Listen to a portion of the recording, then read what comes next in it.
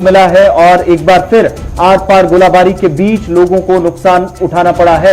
LOC पर पाकिस्तान की तरफ से बिलाशयाल फायरिंग की गई है। थोड़ी देर पहले फौज की तरफ से जानकारी दी गई है। फौजी जराये के मुताबिक पाकिस्तान की तरफ से मनकोट सेक्टर में गोलाबारी की गई और भारतीय फौज भी इस वक्त जवाबी कार्रवाई कर रही है।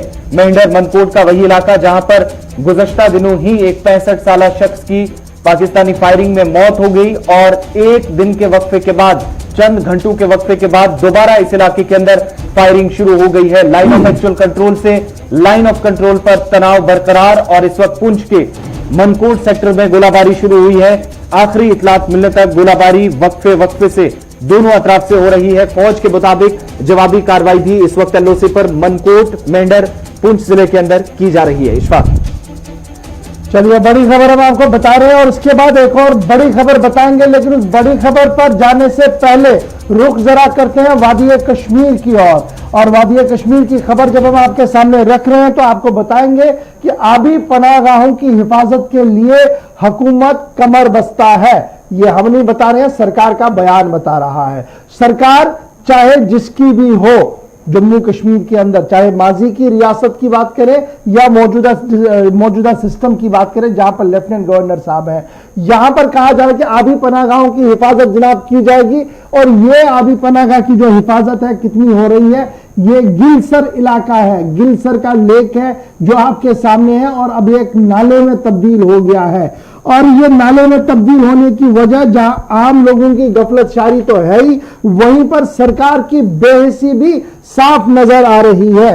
गिलसर मालबल नौशहरा का इलाका जो एक जमाने में काफी अच्छा पानी देखने को मिलता था और बहुत सारे लोग दूर दूर से वहां पर सैर तफरी के लिए भी आ रहे थे, लेकिन पिछले 10 साल के दौरान जो वहां पर सूरत हाल बनी है, गैर कानूनी तौर पर कब्जा भी किया गया है और इस पानी को इतना खराब कर दिया गया है कि अब एक ड्रेन की सूरत इसको बन चुकी है। और जब आप इंतजामी अमूर चलाने वाले अफराद से बात करेंगे, चाहे वो lakes and waterways development authority हो, श्रीनगर म्युनिसिपल कॉर्पोरेशन हो, जिनके जिम्मे सेहत और सफाई का काम है, तो दोनों डिपार्टमेंट इसका नाम सुनते ही अपने हाथ खड़े कर देते हैं। एक बड़े अफसर जो lakes and waterways development department के अंदर है, उनका मानना है कि देखिए, हमारे पास जिस झील की सफाई रख रखाव का काम सौंपा गया है, हम तो पहले ही बहुत कम लोगों से उसकी सफाई कर नहीं पा रहे हैं और झील डल को बचा नहीं पा रहे हैं, तो हम किस तरीके से इस गिलसर को ले, हमारे जुरिस्डिक्शन में है ही नहीं। ये बड़े अफसर का मानना है। और श्रीनगर म्युनिसिपल कॉर्पोरेशन का मानना है कि दायरे इख्तियार तो है लेकिन काम कर नहीं पा रहे हैं। ये दो बड़े हसास इदारे हैं। हमारे साथ मारूफ तज्जिया निगार और एनवायरमेंटल एक्सपर्ट में इसलिए मैं मान रहा हूं क्योंकि बहुत जबरदस्त जदोजहद ये जम्मू कश्मीर के अंदर कर रहे हैं आबी पनाहगाहों को बचाने के हवाले से। इमदाद साकी साहब हमारे साथ इस वक्त फोन लाइन पर है। इमदाद साकी साहब, बहुत बहुत शुक्रिया सर ज्वाइन करने के लिए। इस पर काफी बार हमने बात की, लेकिन इस बार बात इसलिए महत्वपूर्ण और इंपॉर्टेंट बनती है कि दो बड़े इदारे, lakes and waterways development authority, Srinagar municipal corporation, कह रहे हैं कि गिलसर हमारे जुरिस्डिक्शन में ही नहीं है। क्या गिलसर नक्शे में है आज के दिन में या हुकूमत की नजरों से भी ओझल है? देखिए, मैं पहले ये बात बताऊं कि गिलसर जो हमारी एक वाटर बॉडीज थी, मैं कहूंगा, इसमें ये डल, निगीन, पोखरीबल, खुशालसर, गिलसर, आंचार, ये सब वाटर बॉडीज जो है ये इंटरलिंक्ड थी। लेकिन बदकिस्मती से आंचार को अलग किया गया, आंचार खत्म हो गया, खुशालसर को अलग किया गया, खुशालसर खत्म हो गया। अब गिलसर की बात कर रहे हैं। गिलसर भी अब मुझे लगता है कि 5-10 साल में ही खत्म होने वाला है, क्योंकि इसमें जबरदस्त एनक्रोचमेंट हुई है जिसकी जिम्मेदारी मुतल्लिका हुकाम पर आयद होती है। आपने सही कहा कि म्युनिसिपलिटी के हुकाम यूईडी में कहूंगा, वो कहते हैं कि हमारी जिम्मेदारी तो है लेकिन हमारे पास फंड्स मुहैया नहीं है। और उनकी मेहरबानी से ही जो इतनी कंस्ट्रक्शन हुई है वहां पे, उनकी मेहरबानी से ही हुई है, उनकी छत्र छाया में ही हुई है। वो इसको बचाने के बजाय इसको तबाह कर रहे हैं। सरकार, मुझे लगता है जो सरकारी इदारे हैं, सरकार पूरा नहीं कहूंगा, सरकारी इदारे जो इसके जिम्मेदार हैं, वो जिम्मेदार है इसको कंक्रीट जंगल बनाने में। हमारी ये वाटर बॉडीज जो अब शायद मैं दोबारा ये कहूंगा कि इसमें नाला अमीर खान से पानी आता था, पहले डल से निकल के पोखरीबल, फिर खुशालसर, फिर आंचार, ये निकल के ये इंटरलिंक्ड बॉडीज थी और ये जिंदा थी। जब ये स्टैग्नेंट हो गई, पानी बंद हो गया, इसके किस्में थे, मुझे लगता है दर्जनों चश्मे हमने भी खुद देखे हैं इसमें खुशहाल सर में। अब वो मकानों के नीचे दब के रह गए हैं। जब ताजा पानी नहीं आया तो फिर ये एक सस्पूल बन गया है, गार्बेज डंप हो रहे हैं। लेकिन इसकी जिम्मेदारी मैं खास करके मैं कहूंगा कि लोगों पर भी है, क्योंकि उनमें हिसासियत नहीं है। वो कहते हैं कि चलो हमारी जमीन बन गई है, कनाल 2 कनाल हमने एनक्रोच किया, कोई पूछने वाला नहीं है, इसके अकाउंटेबिलिटी नहीं है, कोई मॉनिटरिंग नहीं है। अब इसमें खास करके सियासी मुदाखलत बहुत ज्यादा होती रही है। इस वक्त मुझे लगता है कि अगर ये नए गवर्नर साहब, लेफ्टिनेंट गवर्नर साहब आए हैं, अगर ये मुदाखलत करेंगे तो मुझे लगता है कि ये वाटर बॉडी जो हमारे लिए एक लाइफ लाइन का काम देती है सारी, इनको इंटरलिंक करना है।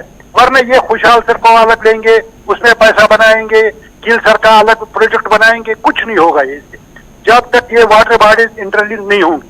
इमदाद साकी साहब, एक बड़ी अच्छी बात और सिल्वर लाइनिंग आपने बताया कि लोगों का भी एक बड़ा रोल है, लेकिन जिस तरीके से डिस्ट्रिक्ट एडमिनिस्ट्रेशन की नाक के नीचे गिलसर के ऊपर सैकड़ों की तादाद में सीमेंट कंक्रीट बनाया जा रहा है, मकानात बनाए जा रहे हैं, फिलिंग दिन में भी रात में भी हो रही है, क्या ये नेक्सस नहीं लग रहा है कि सीधे सीधे एक नेक्सस है एडमिनिस्ट्रेशन और उन लोगों के बीच में जो वहां पर काम कर रहे हैं दिन दाड़े?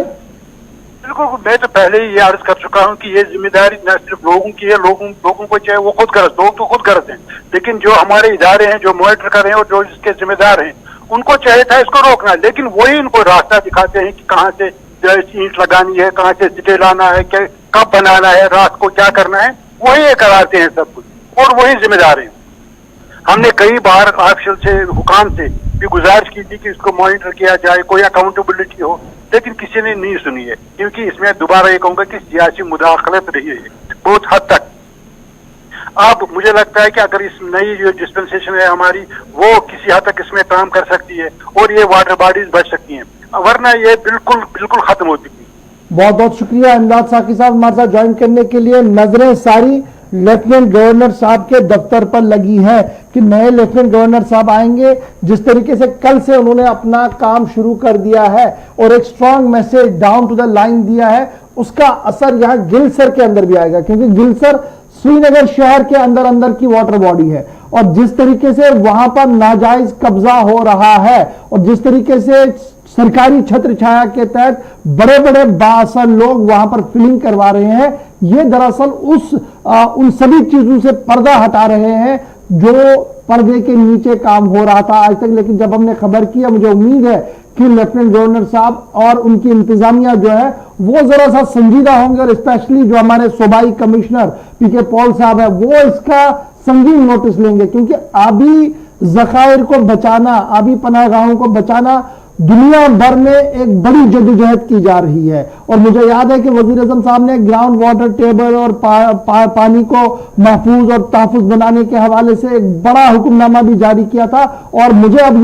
ये उम्मीद है कि जिस तरीके से बहुत सारे हुक्मनामे जारी किए गए, यहां पर भी किया जाएगा और एनक्रोचमेंट जो हो रहा है उसे किसी भी तरीके से हटाया जाएगा और साथ साथ सफाई का बड़े पैमाने पर वहां पर एहतमाम किया जाएगा ताकि रेस्टोर हो सके ये गिलसर। अदरवाइज आइंदा जब हम आपको दिखाएंगे ये चीजें भी आपको नजर नहीं आएंगी जो इस वक्त है, क्योंकि अब लगभग 70 to 80% वो खत्म हो गया है। तो ये जनाब शहर श्रीनगर का हाल है, जहां पर शहर के अपने लोग इस आबी पनाहगाह को दो हाथों से तबाह कर रहे हैं और खुद तमाशा देख रहे हैं कि आने वाले नस्लों के लिए क्या परेशानी हम करने जा रहे हैं। तो ये बात बड़ी इंपॉर्टेंट थी। अब जरा बढ़ते हैं आगे, बात आपको आसिफ बताएंगे रेल की छुक-छुक, लेकिन ये कौन सी रेल है और कब आएगी, डिटेल आपको बताएंगे। बिल्कुल, इससे पहले प्रोजेक्ट्स की तरफ हम चले उससे पहले एक बड़ी खबर इस वक्त बता देते हैं। इस वक्त बड़ी खबर ये आ रही है दिल्ली से, जहां पर थोड़ी देर बाद डिफेंस मिनिस्टर राजनाथ सिंह साहब की तरफ से बड़ा अनाउंसमेंट किया जा सकता है।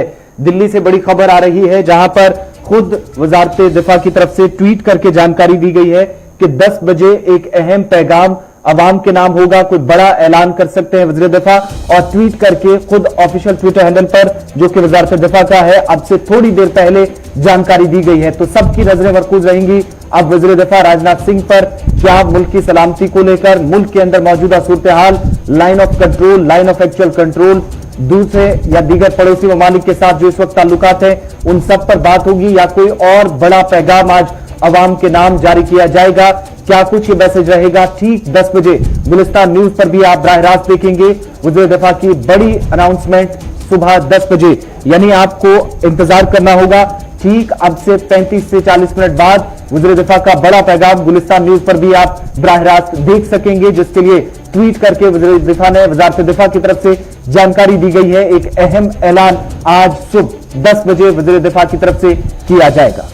बड़ी खबर आसिफ बता रहे हैं कि जनाब 10 बजे वज़ीर दिफा राजनाथ सिंह डिफेंस मिनिस्टर जो है वो अपना बयान जारी कर रहे हैं और जो डिफेंस एक्सपर्ट्स हैं उनका मानना है कि ये बयान इसलिए इंपॉर्टेंट है क्योंकि सूरत हाल, line of actual control, line of control के साथ साथ जो मामला चल रहे हैं उन पर शायद एक बड़ा पैगाम हो सकता है। सबकी नजरें इस वक्त राजनाथ सिंह के उस बयान पर होंगी जो तकरीबन अब से 30 मिनट बाद 10 बजे नशर होगा और उसमें क्या कुछ होगा हम आपको जरूर बताएंगे। बड़ी खबर के तौर पर वज़ीर दिफा 10 बजे एक बड़ा ऐलान कर सकते हैं। ये बड़ा ऐलान होगा क्या, सब पसुपेश में है और मुख्तलिफ तज्ज़िया निगार और सोशल मीडिया पर तरह तरह से इस खबर को जो है वो लिया जा रहा है कि क्या कुछ हो सकता है, किस तरीके की सूरत हाल होगी, क्या कुछ होगा। इस पर कबल वक्त कहना तो मुश्किल होगा, लेकिन जरूर ये माना जा रहा है कि बड़ी बात वज़ीर दिफा राजनाथ सिंह करेंगे 10 बजे। क्या कुछ होगा तब तक आप इंतजार कीजिए, जरूर उस पर हम भी बात करेंगे, टिप्पणी करेंगे, तबसरा करेंगे, लेकिन वज़ीर दिफा के बयान आने के बाद, क्योंकि किस तरीके का बयान होगा, पॉलिटिकल बयान होगा, सोशो बयान होगा, किस तरीके का बयान होगा, अभी इस बारे में कोई भी वजाहत जो है वो सामने नहीं आई है। सिर्फ इतना कहा गया है कि 10 बजे वज़ीर दिफा बयान देंगे। बड़ा बयान है इसलिए ट्वीट करके जानकारी दी है। बड़ा बयान इसलिए है क्योंकि चाइना के सूरत हाल जो है 5 राउंड मुकम्मल होने के बाद भी कोई पेशरफ्त नहीं है। बड़ा बयान इसलिए है कि सरहदें आग उगल रही हैं, पाकिस्तान की तरफ से नाजंग मुआहदे की खिलाफ वर्जी हो रही है। जैसा हमने कल भी आपको बताया कि लीपा वादी के अंदर भी जो यहाँ से टेलिएट किया गया, किस तरीके की सूरत हाल है, हो सकता है ये सारा जो होगा उस बयान के अंदर होगा, खजुखाल जो होगा वो उसी तरीके से होगा। चलिए बढ़ते हैं आगे। बात अब तामीर और तरक्की को लेकर और मरकजी सरकार के दावों और पिछले 1 साल के अंदर क्या कुछ जम्मू कश्मीर के मुतालिक बड़े फैसले मरकजी सरकार की तरफ से किए गए, उन सब पर एक एक करके अब सरकार की जो हुसूलियाबियां रही हैं, कामयाबियां रही हैं, वो गिनवाई जा रही है मरकजी सरकार की तरफ से। और इस सिलसिले में कल वजीर ममलिकत डॉक्टर जितेंद्र सिंह की तरफ से एक ट्वीट भी किया गया जिसमें उन्होंने 1 साल का जिक्र किया, क्योंकि 5 अगस्त को जब जम्मू कश्मीर को 2 हिस्सों में तकसीम हुए, 2 यूनियन टेरिटरीज में बनी, तो जम्मू कश्मीर के मुतालिक 5 अगस्त 2019 से जितने बड़े और अहम फैसले लिए गए थे उनमें से एक अहम फैसला उन्होंने ये भी करार दिया कि मेट्रो रेल जो जम्मू के साथ साथ श्रीनगर के अंदर चलाने की सरकार की कोशिश है, उसके लिए जो पेशरफ्त हुई है वो बड़े फैसलों में से एक है। कल डॉक्टर जितेंद्र साहब की तरफ से ये ट्वीट किया गया और आपको बताते चलें कि इस प्रोजेक्ट के मुतालिक उन्होंने कहा कि जिसमें ऑलरेडी कामकाज शुरू करने के लिए पेशकदमी हुई है, 2024 तक ये प्रोजेक्ट उम्मीद है कि मुकम्मल हो सकता है। और 2024 से जो जब ये प्रोजेक्ट मुकम्मल होगा तो दोनों बड़े शहर जम्मू और श्रीनगर को रेल खिदमात यहां पर लोगों को फराहम करने के लिए और मेट्रो से जोड़ने के लिए जो कोशिश है मरकजी सरकार की, वो मजीद 3 से 4 वर्षों के अंदर मुकम्मल हो सकती है।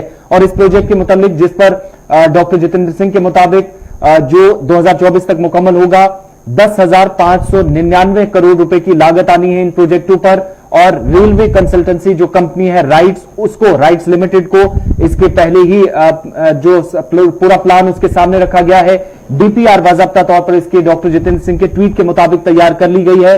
और साथ ही साथ उन्होंने यहां तक के शेड्यूल भी बता दिया कि जब ये प्रोजेक्ट मुकम्मल होगा तो 17 घंटे एक दिन में जम्मू के अंदर ये मेट्रो चलेगी और श्रीनगर के अंदर सरमा के दौरान 14 घंटे और गर्मियों के दौरान 17 घंटे तक ये रेल चल सकेगी। मेट्रो को जो जोड़ने की श्रीनगर और जम्मू के साथ कोशिश है। और साथ ही साथ उनकी तरफ से जो कहा गया प्रोजेक्ट मुकम्मल होगा राइट्स लिमिटेड के जरिए जिस कंपनी की खिदमात हासिल की गई है, 10,599 करोड़ रुपए इस पर खर्च होंगे। और प्रोजेक्ट की जो डिटेल्स हैं, जो पूरा सिस्टम जो सेटअप करना है, तैयार करना है, प्लान पर काम करना है, वो राइट्स लिमिटेड कंपनी को दे दिया गया है और उसने बाज़ाब्ता तौर पर अब इसकी तैयारी भी कर ली है। 2024 तक इसे मुकम्मल कर लिया जाएगा।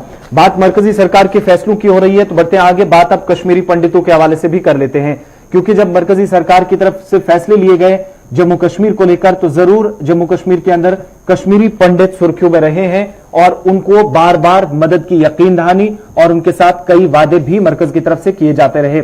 लेकिन अब जितने भी मरकजी सरकार की तरफ से आज तक कश्मीरी पंडितों के साथ दावे या वादे किए गए, उसे लेकर कहीं ना कहीं कश्मीरी पंडित बरादरी में इस वक्त नाराजगी नजर आ रही है। और कल कश्मीरी पंडितों की तरफ से एक और इस वक्त सरकार को इंतबाह दिया गया कि अगर उनके साथ किए गए वादे जो यूपीए सरकार से लेकर मोदी गवर्नमेंट तक हुए वो पूरे नहीं होते तो वो भूख हड़ताल पर जाएंगे।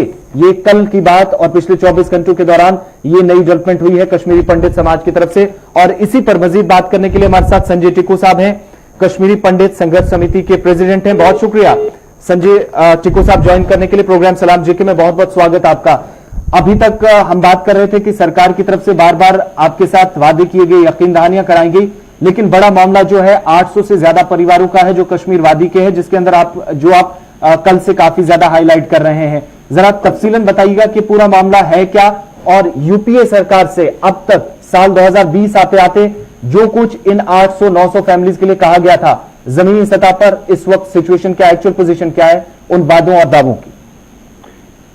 देखिए जी, हम 808 फैमिलीज यहाँ पे रहे कि जब यहाँ से पलायन हुआ, क्योंकि यहाँ पे कम से कम 77,000 कश्मीरी पंडित रहते थे 89 में जी, और हम यहाँ पे रहे और 242 जगहों पे है अभी भी कश्मीर में रह रहे हैं। साउथ कश्मीर हो, नॉर्थ कश्मीर हो या सेंट्रल कश्मीर हो। उसके बाद जब यूपीए सरकार थी तो उस समय के जो प्रधानमंत्री जी थे मनमोहन सिंह जी, तो हम उनसे मिले थे 2007 और 2008 में।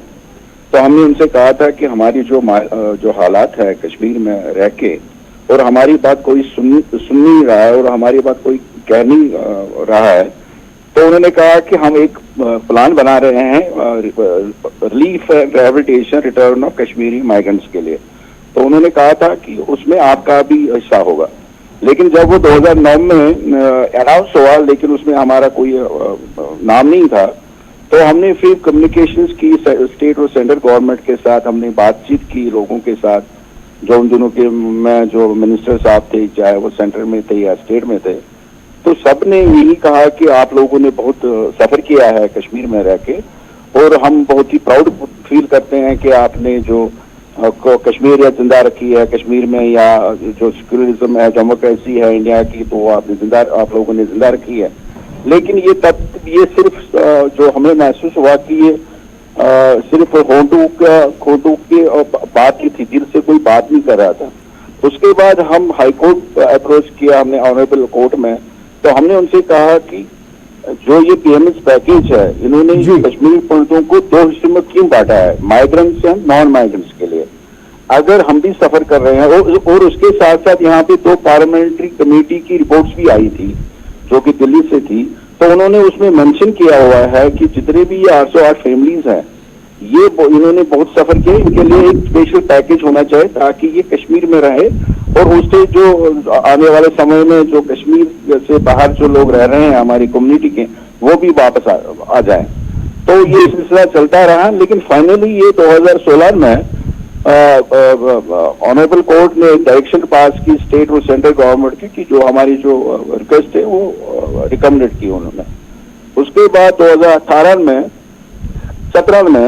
में यहाँ के स्टेट गवर्नमेंट ने, जो कि पीडीपी और बीजेपी की थी, उन्होंने एक एसआरओ 412 को के तहत एक और एसआरओ उसमें जोड़ है 425। तो 425 के तहत जितने भी कश्मीरी पंडित यहाँ पे हैं, जितने भी कश्मीरी हिंदूज यहाँ पे हैं, वो भी अप्लाई कर सकते हैं आज की डेट में जो ये पीएम जॉब पैकेज है। लेकिन हमने स्टेट और सेंटर को कोर्ट को भी कहा था कि ये जो जितने भी 500 जो हमारे पढ़े लिखे बच्चे हैं, इनके लिए एक स्पेशल पैकेज दिया जाए ताकि ये भी अपने उसमें जाए, एसएसबी के थ्रू जाए और कंप्लीट करके क्लियर करके इनको भी job as per their qualification. तो लास्टली क्या हुआ कि 2017 में हम चीफ सेक्रेटरी साहब से मिले, तो उन्होंने कहा कि जो आपकी जो बात है वो आप सही बात है, तो क्योंकि इलेक्शन होने वाला था 2019 से पहले, तो उन्होंने कहा कि कोड ऑफ कंडक्ट लगा हुआ है, तो मैं आपका सारा काम, जितना भी आपके जो जितने भी मसाइल है वो हम कर देंगे। लेकिन उसके बाद फिर उन्होंने क्या किया कि जो हमारे जो आज के डिविजनल कमिश्नर साहब है, उन दिनों डीएमआर के सेक्रेटरी हुआ करते थे, तो हमने उनके साथ बात की, बड़ी अच्छी बात उनके साथ हुई, उनके एडिशनल सेक्रेटरी के साथ भी अच्छी बात हुई। तो उन्होंने हमारे जो मसाले हैं वो पूरे समझ लिए और उन्होंने कहा कि जो आपकी जो ये डिमांड है ये जेन्युइन डिमांड है और as per the directions from the central government MHA की जो कम्युनिकेशन है जी, तो वो हम इम्प्लीमेंट करेंगे। लेकिन पिछले 1 साल से जब से ये यूनियन टेरिटरी बन गई है और जब से हमने कोशिश की राजभवन के दरवाजे खटखटाए हमने, लेकिन हमें एक्सेस नहीं मिला राजभवन में एलजी साहब से मिलने के लिए आज की डेट तक। लेकिन हमें ये नहीं लग रहा है, हमें ये मालूम नहीं है कि ये हम जो ये नॉन माइग्रेंट कश्मीरी पंडित से हिंदू जो रह रहे हैं उनके साथ ये DMRR क्यों सतोली माँ की तरफ से पेश आ रहा है। प्रॉब्लम वो है। तो सुंदर जी आप ये बताइए, दाखिला वजारत से क्या कोई राब्ता आपका दोबारा हो पाया? क्योंकि अभी डायरेक्टली बहुत बड़े इश्यूज जो है वो वजीर दाखिला अमित शाह साहब देख रहे हैं, तो क्या कोई खत किताबत उनके साथ हुई है, कोई बातचीत हो पा रही है वहां पर? नहीं, बातचीत तो नहीं हो रही है, लेकिन हमने खतो किताबत की जून से लेके आज तक, और उन्होंने जितना भी उनके हाथ में है उन्होंने फिर से DMRR के सेक्रेटरी साहब को लिखा है कि हमने ऑलरेडी इसको अप्रूव किया, क्योंकि जो ये माइग्रेंट्स जॉब पैकेज है ये डायरेक्टली जो इनका जो पैसा आता है, सैलरी आती है, वो सिक्योरिटी हेड की तरफ से आती है, यानी कि MHA डायरेक्टली उनको जो सैलरी आती है वो MHA से आ रही है जी। तो इसलिए उन्होंने कहा कि हमने तो ऑलरेडी आपको लिखा है, हमने ऑलरेडी आपको डायरेक्टली दिल्ली से हुक्मनामा जारी हुआ है, लेकिन जम्मू कश्मीर आते आते हुक्मनामा इम्प्लीमेंट नहीं हो पा रहा है, कहीं न कहीं पे डस्टबिन पे चला जाता है और ये हमें कोई वैल्यू नहीं देते हैं कि हाँ जो ये 808 फैमिलीज रह रही हैं, हमें इनसे मिलते कि हमने कहा कि हमारे जो लोग हैं, हमारे जो बच्चे हैं, यहाँ के जो परिवार है, उनमें से कुछ लोग ऐसे भी है। चलिए बहुत शुक्रिया संजय टिक्कू साहब हमारे साथ ज्वाइन करने के लिए। कश्मीरी पंडित समाज के लोग क्या कुछ कह रहे हैं श्रीनगर के अंदर जो रह रहे हैं। छोटे से ब्रेक के लिए यहाँ पर रुक रहे हैं जी, ब्रेक के उस पार आएंगे, कुछ फोन कॉल्स भी आपकी लेंगे और कुछ अहम बातें हैं, क्योंकि अब डिफेंस मिनिस्टर साहब आ रहे हैं 10 बजे, तो उससे पहले हम आपको लद्दाख की सिचुएशन से अपडेट करेंगे, कुछ और भारत पाकिस्तान में क्या कुछ हो रहा है उस पर भी गुफ्तगू करेंगे, कुछ फोन कॉल्स भी लेंगे, लेकिन छोटे से तिजारती वक्फे के फौरन बाद।